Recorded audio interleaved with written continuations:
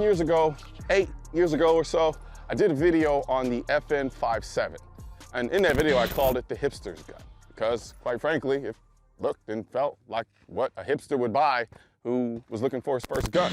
Wanted something different, something unique, something that made him stand out from the rest.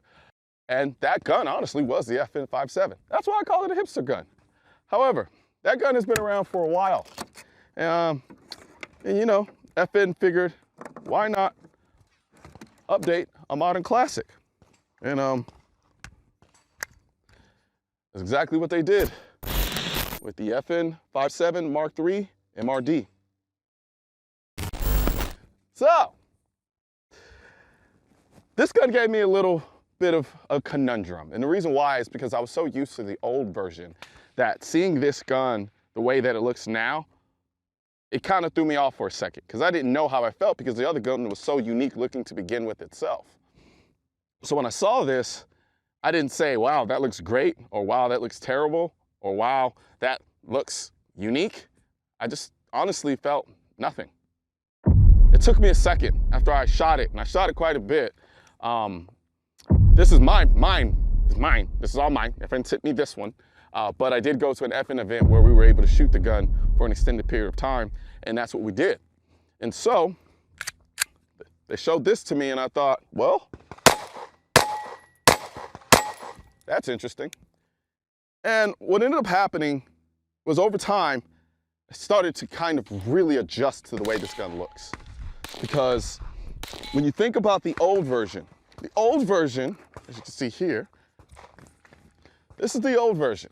The old version was curvaceous. It was sultry, as I said in one of my video reels on Instagram. And if you don't follow me on Instagram, you're just doing life wrong. Go follow me on Instagram, MrColionNoir.com. Jesus. But this gun was a rather unique looking gun, and it honestly was very divisive. Some people hated it. Some people loved it. But you rarely find people who were in the middle. I was on the side of the people who actually really loved the way that this gun looked.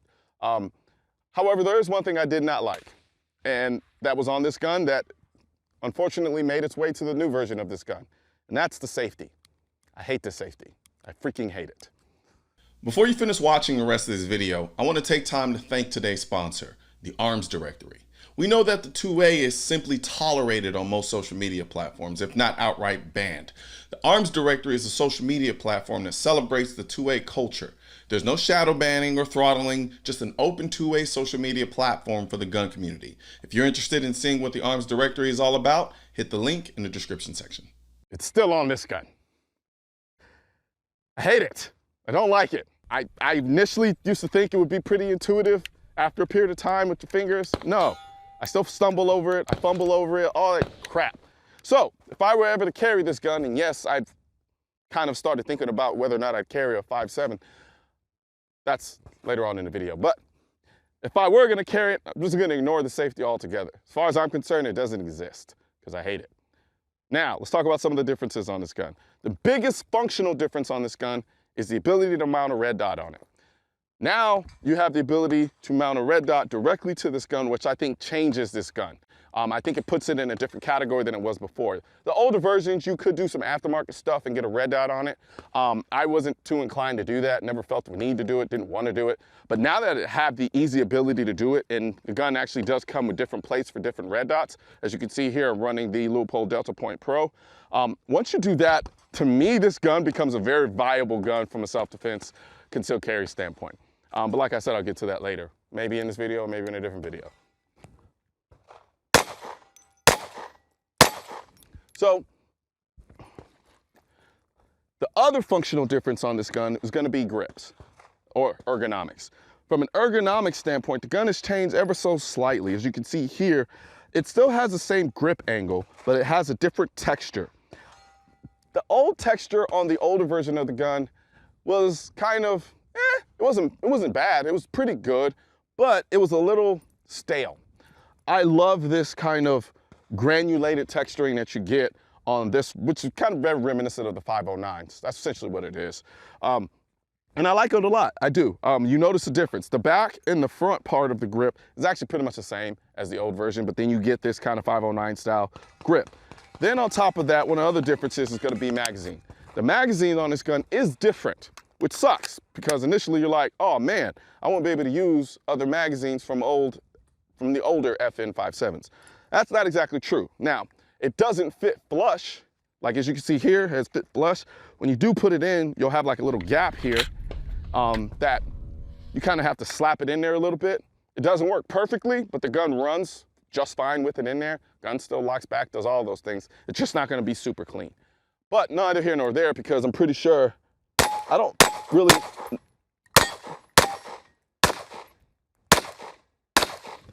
know how many people are actually gonna have this gun on top of the old version of the gun. But for those that do, have no fear. You can still run your old magazines here. But the biggest thing, the biggest difference, honestly, is the way this gun looks. It's more modern, essentially, is what it is. Now, when I look at the old version of the gun, it doesn't look old to me when I see it by itself. However, when I put this gun right next to it, we can do that right now. When I put this gun right next to it, this gun starts to show its age a lot more, as you can see here. It's not bad. It still, to me, it has a timeless classicness to it. However, this gun looks incredibly more modern, and a lot of it has to do with the fact that it has straight lines. It's very clean. As you can see here, we got a difference in the actual, the checkering on the grip on the slide. You still have the full polymer wraparound on the slide. This gun still is very light. From an ergonomic standpoint, in my hand, this gun honestly feels ever so slightly a little bit bigger. And I think it has to do with the kind of more angular aspects of the gun versus this gun here. However, because of some of the added ergonomic features, like this kind of indentation here for your fingers, the way this kind of has a bit of a hump back here and gets up under the gun, though the gun feels a little bit bigger in my hands, it feels more comfortable in my hands versus the old one, if that makes any sense whatsoever. Of course, you got here, trusty dusty rail for my Surefire X300 light. And just gonna be honest, between the Delta Point Pro and the Surefire light, they just work. They just work, especially this Delta Point Pro on this gun. It looks like it was made for this particular gun. So, how does the damn thing shoot? With all this talking, how does the gun shoot? Well, like the old one. I'm sorry, I would like to stand here and tell you, oh my God, this is such an amazing, better shooting version of the old gun. No, it shoots like the old one. The trigger's slightly different. Let's talk about the trigger a little bit. Trigger, see, as you can see here, see, told you.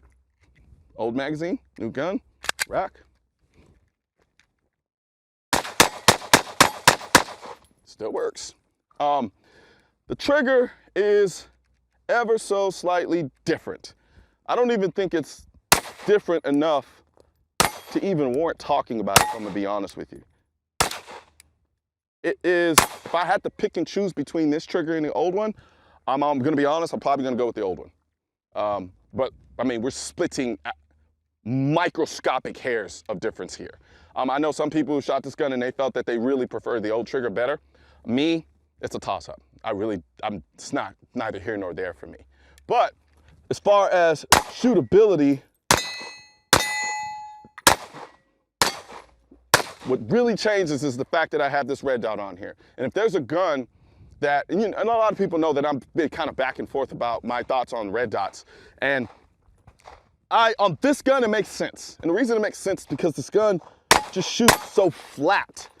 And so I don't get a lot of jumpiness with my red dot. It still inspires some of the confidence that I get running iron sights. And speaking of iron sights, we have these rear adjustable sights here with a suppressor height sight, suppressor height front sight with illuminations. The old one didn't have any of the illumination, so that kind of sucked in the dark because you couldn't really see your sights.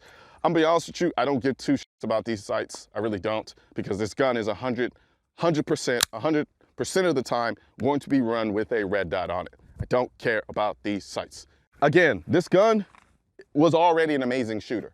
Running the 5.7, the gun is, I mean, look, we're talking rifle rounds in a handgun. This thing comes out screaming, but then also has very light recoil. And because of that, it allows you to just run this damn thing like a freaking lunatic. And I love it. I love it, I love it, I love it, I love it, I love it. It's just a gun that really gives a lot in terms of confidence when you're shooting the gun.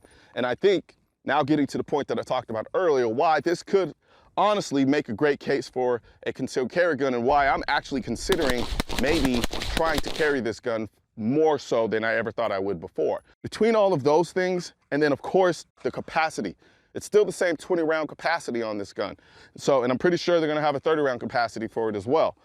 That package, 20 rounds of 5.7 in this package with these options and these features, you honestly can't beat it if you can get around carrying it. And for me, it's gonna be a size issue. I think it might be a little too big than what I'm used to, but I'm still gonna try to do it anyway. I may have to forego the light, I may keep the light, who knows? Either way, this gun, good job, FN. I think the evolution, it's more of an evolution than a revolution. And I think deservedly so. So, FN 5.7 MRD Mark III, I'll let you boy. You know how frightening it is to think about what happens in the moments before, during, and even days after having to use your gun in self-defense?